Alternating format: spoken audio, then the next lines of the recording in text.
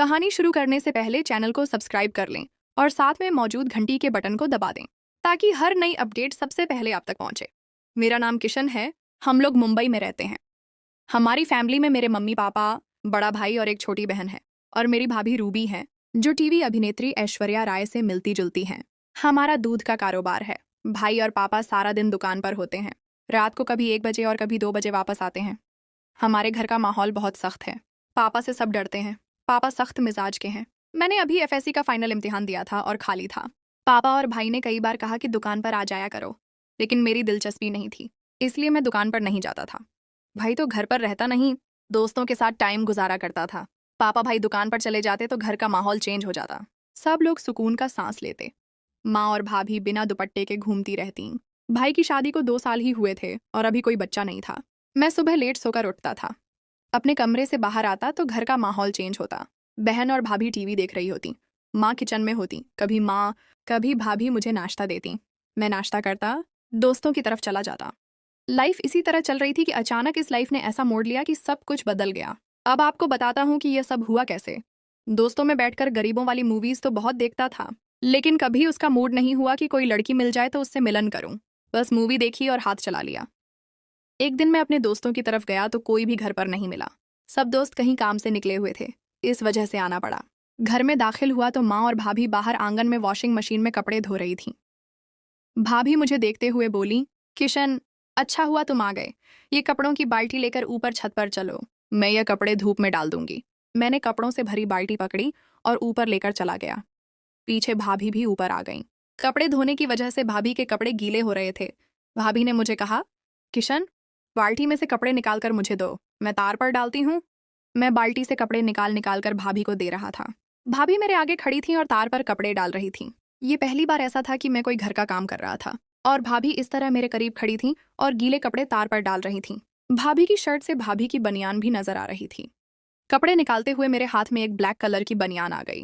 मैं बनियान को देख ही रहा था कि भाभी ने मुझे पीछे मुड़कर देखा और मेरे हाथ से बनियान लेते हुए बोली, ओए बेशर्म, क्या देख रहे हो, लाओ मुझे दो।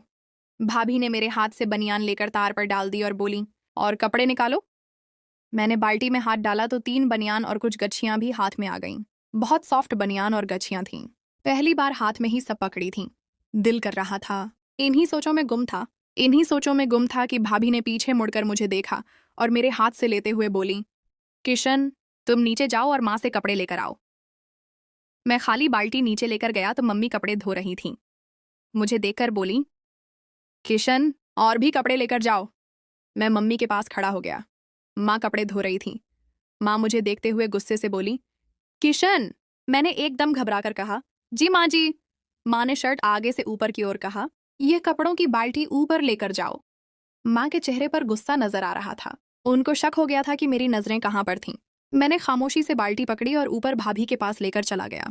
भाभी दीवार की तरफ मुंह किए घर से बाहर देख रही थीं। हमारे घर के पीछे एक ग्राउंड था और भाभी उसी तरफ देख रही थीं।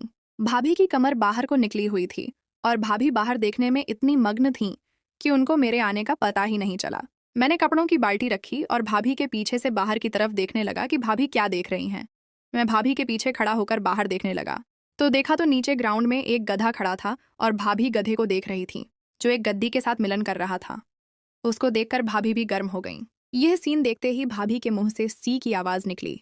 मैं भी यह सीन देखकर गर्म हो गया और डरते डरते थोड़ा और आगे हुआ और पीछे से भाभी को टच कर दिया। नीचे गधा गद्दी आपस में मिलन कर रहे थे और पीछे से मैंने उसको भाभी के साथ पूरा टच किया तो भाभी को एक झटका लगा और पीछे मुड़ते ही मुझे देखते हुए बोली, ओए क्या कर रहे हो, कुछ शर्म है। वह मेरे आगे से हट गई। मेरा वह सलवार में तंबू बनाकर खड़ा था। भाभी उसको देखते हुए बोली, किशन, शर्म करो, ये क्या बदतमीजी है। मैंने कहा, सॉरी भाभी, वह बाहर जो आप देख रही थीं उसको देखकर ऐसे हो गया। भाभी बोली, ओके, लेकिन आइंदा ऐसी हरकत नहीं करना वरना तुम्हारे भाई और पापा को बता दूंगी। मैंने कहा, भाभी, आइंदा नहीं होगा, माफ कर दें।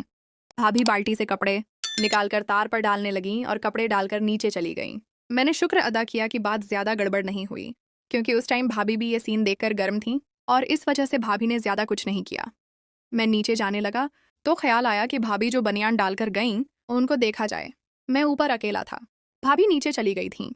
बनियान कपड़ों के ऊपर ही थी। मैंने ब्लैक कलर की बनियान हाथ में पकड़कर उसको खोलकर देखने लगा कि यह बनियान किसकी हो सकती है। बनियान का साइज बड़ा था। मैं बनियान को उलट पलट कर देख ही रहा था कि भाभी ऊपर आ गईं और मुझे बनियान देखते हुए बोली, किशन ये क्या कर रहे हो? जैसे ही मैंने अपनी भाभी की आवाज़ सुनी, मैंने अपनी बनियान हैंगर पर डाली और नीचे चला गया। आज का दिन अजीब था। मुझे समझ नहीं आ रहा था कि क्या हो रहा है, इसलिए मैं नीचे आया और घर से बाहर निकलकर इधर उधर घूमने लगा। उसी समय मेरे भाई ने मुझे फ़ोन किया और पूछा कि मैं कहाँ हूँ। मेरे भाई ने कहा, दुकान पर आओ, मुझे कुछ काम है। जब मैं दुकान पर गया तो मेरे भाई ने मुझसे कहा कि तुम्हारी भाभी के पिताजी की तबीयत खराब है, इसलिए तुम अपनी भाभी को लेकर दिल्ली चले जाओ। मेरी भाभी दिल्ली से थी। मेरे भाई ने मुझे पैसे दिए और कहा, कल के लिए 2 सीटें बुक कर लो और मेरी भाभी को छोड़कर वापस आ जाओ। जब मैं जाने लगा तो मेरे भाई ने मुझे और पैसे दिए और कहा, ऐसा करो, ऐसी स्लीपर बुक कर लो, गर्मी का मौसम है। मैंने कहा, ठीक है। मैंने पैसे लिए और टिकट बुक कराने स्टेशन चला गया। मैं वहां गया और ऐसी स्लीपर में 2 बर्थ वाला केबिन बुक करा लिया और भाई को फ़ोन कर दिया कि कल की बुकिंग हो गई है। मेरे भाई ने कहा, घर जाकर अपनी भाभी को बता दो ताकि वह कल की तैयारी कर सकें। जब मैं स्टेशन से घर गया तो घर पर शांति थी। मेरी छोटी बहन टीवी देख रही थी। मेरी माँ और भाभी दिखाई नहीं दे रही थीं। मैंने अपनी छोटी चचेरी बहन, जिसका नाम किरण है, से पूछा, मेरी माँ और भाभी कहाँ गई हैं? किरण बोली, भैया, माँ और भाभी बाजार गई हैं। आपने भाभी को बुक कर लिया है? मैंने कहा, हाँ, मैंने यह किया। किरण सोफे पर लेटकर टीवी देख रही थी। किरण हाथ में टीवी का रिमोट पकड़े हुए थी और चैनल बदल रही थी। किरण का पूरा शरीर बहुत प्यारा लग रहा था। छोटा बच्चा बहुत प्यारा लग रहा था। उसकी कमीज थोड़ी फटी हुई थी, जिसके कारण बालों के बीच से शरीर दिखाई देता था। किरण ने अचानक मुड़कर अपनी गर्दन घुमाकर मुझसे बात की तो मैं किरण को देखने में खो गया। किरण बोली, भैया, क्या हुआ? चुप क्यों हो? किरण की आवाज़ सुनकर मैं चौंक गया और उसकी देह से नजरें हटा लीं। हाँ, क्या हाल है? करण ने इसे देखा था कि मैं उसके शरीर को देख रहा था। किरण उठ बैठी और बोली, भैया, कुछ खाना लगाऊं? मेरी माँ आई थी और कहा था कि अगर तुम आओगे तो मैं तुम्हें खाना दूंगी। मैंने कहा, हाँ, आपको दे दूंगा। किरण भी घर पर दुपट्टा नहीं पहनती थी। जब किरण जागी तो उसकी नज़र एक छोटी लेकिन खूबसूरत घाटी पर पड़ी।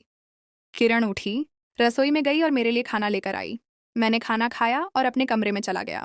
मैं अपना हाथ थोड़ा सा हिलाने की सोच रहा था। ये सोचते हुए मैंने अपनी पतलून नीचे खींची और अपनी भाभी की ओर सोच विचार कर हाथ हिलाया। मैं आंखें बंद करके अपने हाथ हिलाने में व्यस्त था कि अचानक इस कहानी का अगला भाग कल अपलोड किया जाएगा। ये कहानी आपको अवश्य पसंद आएगी। प्रिय मित्रों, आपके बहुमूल्य प्रेम और समर्थन के लिए बहुत बहुत धन्यवाद। कहानी कैसी लगी? टिप्पणियों में क्या है मुझे जानने दें। मिलते हैं अगले वीडियो के साथ। तब तक अपना ख्याल रखना।